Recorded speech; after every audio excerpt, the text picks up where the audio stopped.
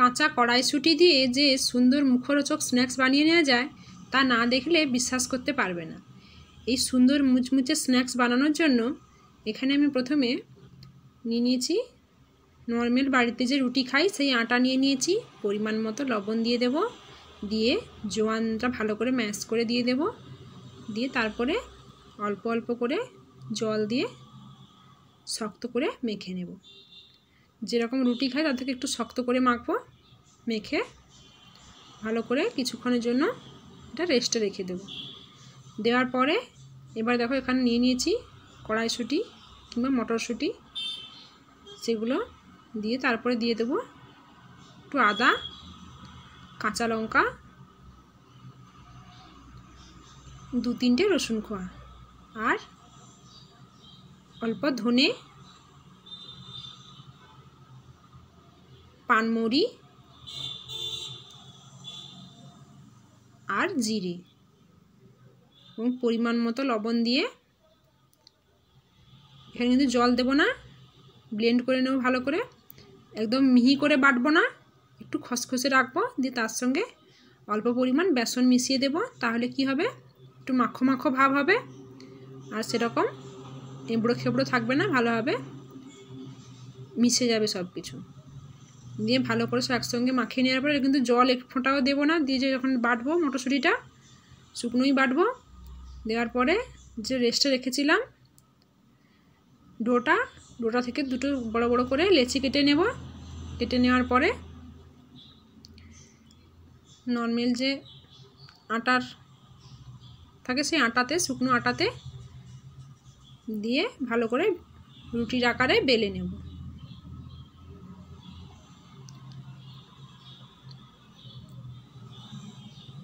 একটু মোটা রেখেই বেলবো, বেশি মোটাও হবে না বেশি পাতলাও হবে না।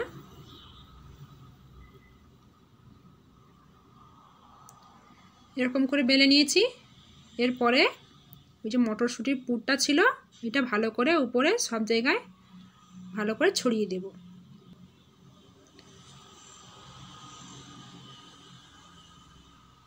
এরকম করে ভালো করে একটু মোটা করে ছড়িয়ে দিতে হবে। এরকম করে ছড়িয়ে দিয়েছি। এবারে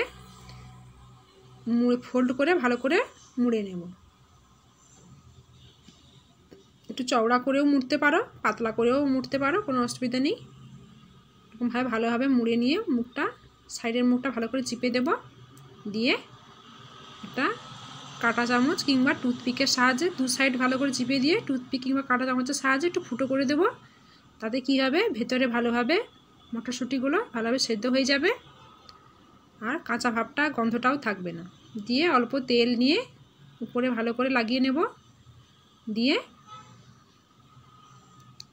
এটাকে স্টিমে ভাপানোর জন্য দিয়ে দেব।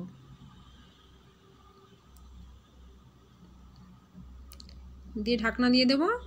10 মিনিট মতো অপেক্ষা করব। 10 মিনিট পরে ভালোভাবে এটা স্টিম হয়ে যাবে। দিয়ে ঠান্ডা হয়ে গেলে তারপর এটাকে পিস পিস করে কেটে নেব। দিয়ে এটা দিয়ে এরকম সব কেটে নিয়েছি।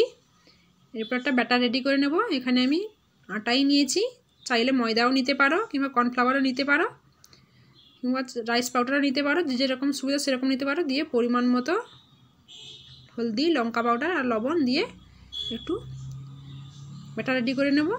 নিয়ে ওই ব্যাটারে এবারে ওগুলো কোটিং করে নেব। কোটিং করে নিয়ে ভেজে নেব।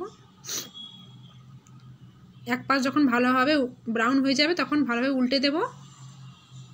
এগুলো চাইলে এমনিও ফ্রাই করতে পারো, ব্যাটারে ডুবিয়ে ফ্রাই করলে আরও বেশি কালারটাও ভালো হবে আর স্বাদও একটু বাড়বে। এই জন্য ব্যাটারে ডুবিয়ে করলে ভালো হয়। সবগুলো এরকম করে কড়া করে ভেজে নেব মিডিয়াম আঁচে। হাই আঁচ কিন্তু দরকার নেই এখানে। আর এখানে কিন্তু অল্প তেল হলেও ভাজা হয়ে যাবে, একদম ডুবো তেলের কোনো প্রয়োজন নেই। দেখো ভালোভাবে ভাজা হয়ে গেছে। এবার নামিয়ে নেব। নামিয়ে নিলেই রেডি। টমেটো সসের সঙ্গে কিংবা এমনিও খেতে পারো, খেতে কিন্তু ভালো লাগে গরম গরম। আর যদি ভিডিওটা ভালো লেগে থাকে প্লিজ তোমরা লাইক কমেন্ট শেয়ার করে দিয়ে সাপোর্ট করো। ইউটিউব থেকে দেখলে সাবস্ক্রাইব করে দিও আর ফেসবুক থেকে দেখলে ফলো করে দিও।